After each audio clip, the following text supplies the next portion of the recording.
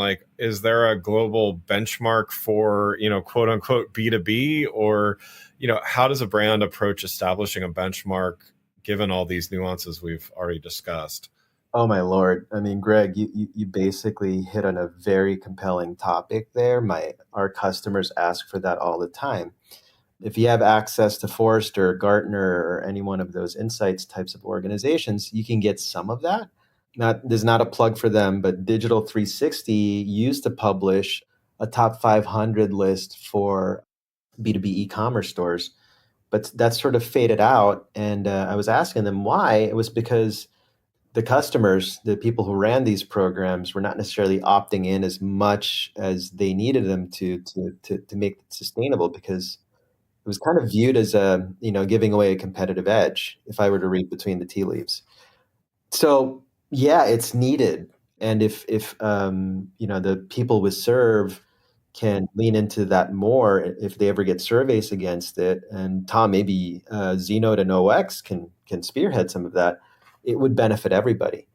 Let's pick on one. Like, for example, in B2B, conversion definitely varies by a lot. It depends on the size. For some organizations, it's 1% to 2%. For others, it's all the way up to 15 to 17%. What does it really depend on? How many existing customers are there that are habituated, that are using these things?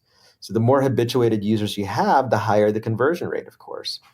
So no normalized benchmark across all of these, but it does need to be segmented into, from where I sit, distributor versus manufacturer, your industry, and then the maturity of recurring or habituated buyers. Then you can start to see that.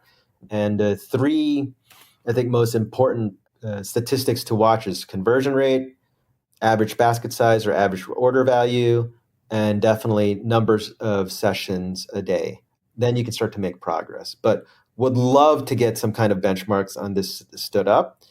It's just really contingent on on the level of participation that the customers we're trying to serve really are willing to give.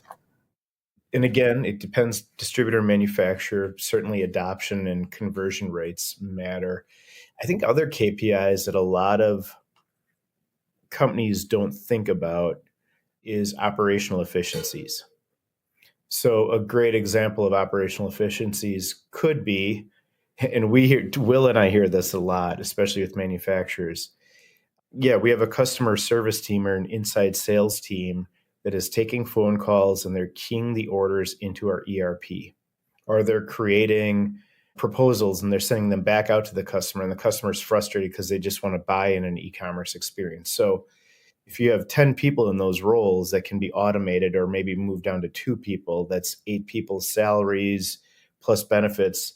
Suddenly the ROI becomes very, very achievable. And it's not just about conversion rates and traditional e-commerce metrics. It's about ROI on how you're using your human capital best. Those are some examples. And other examples in a world where hopefully all e-commerce leaders and technology leaders are thinking about an API first approach.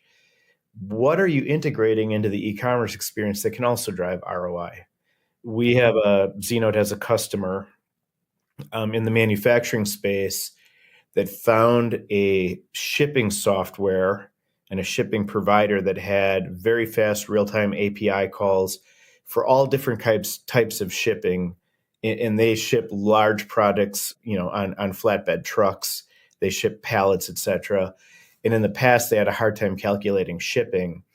The ROI for the implementation of Znode, which again, this is a very sizable manufacturer, a commercial manufacturer that sells globally, was realized in 1 year just on how much they saved in shipping by integrating a best-of-breed shipping carrier via API.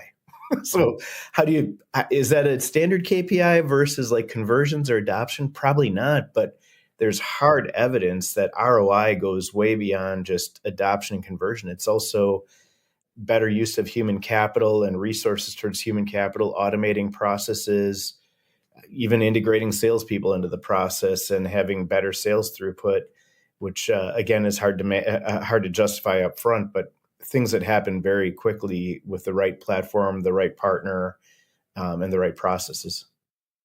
Yeah, Tom, it's funny. I think about it, and I said it during my introduction. I've lived on that side of the house. Think about all the manual inputs that, as a sales rep, I had for it was a $1 billion distributor.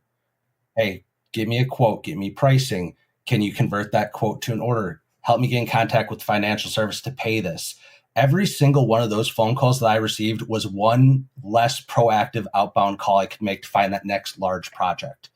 So when we look at the return on investment, automation is key, especially with your sales team. The next thing you have to look at is, well, what does the next generation of buyers truly look at? What do they care about, right? They're going to care about whoever is going to make their life easier. They don't want to make those phone calls. They don't want to send those emails. They want to be able to go on. They want to have that seamless experience. And their loyalty necessarily isn't to a specific brand. It's going to be to whoever makes their life as a buyer as easy as possible.